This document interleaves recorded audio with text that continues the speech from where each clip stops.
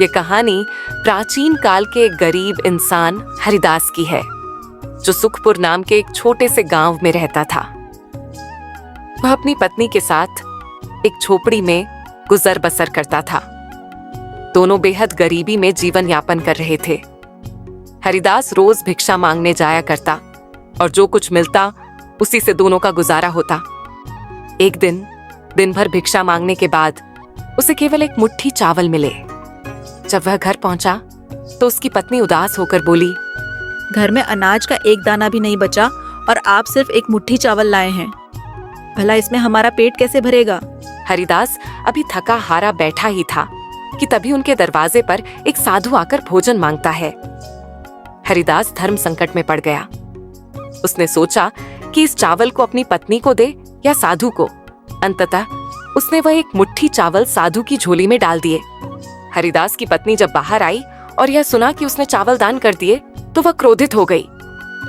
हरिदास ने समझाया, चावल के बदले साधु यह बर्तन दे गए हैं और कहा है कि अब से इसमें ही खाना बनाना। फिर हरिदास की पत्नी बोलती है, पानी उबाल दूं क्या? क्योंकि अनाज तो कुछ बचा ही नहीं। अब उसने बर्तन उठाया तो उसे थोड़ा भारी लगा। उसने जब बर्तन का ढक्कन खोला तो उसमें पका हुआ भोजन देखकर दंग रह गई। खाना देखकर हरिदास की पत्नी बहुत खुश होती है और बोलती है कि आज तो मजा आ जाएगा, कितने दिनों के बाद जी भर के खाएंगे। दोनों मिलकर भरपेट खाना खाते हैं और बोलते हैं, आखिर इस बर्तन से इतने स्वादिष्ट खाना कैसे आ जाते हैं? मुझे इसको चेक करना चाहिए। चलो इसे फिर से परीक्षण करते हैं। फिर से स्वादिष्ट खाना तैयार हो जाता है। हरिदास की पत्नी बोलती है, न हो, ये जादुई बर्तन है, ये बहुत अच्छा है।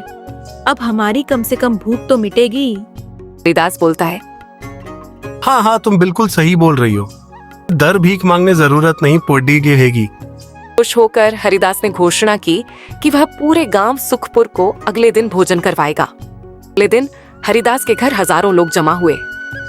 बर्तन से बने भोजन सभी खाया, लेकिन खाना खत्म नहीं हुआ। कुछ ईर्ष्यालु लोगों ने राजा से शिकायत की कि हरिदास ने चोरी की है।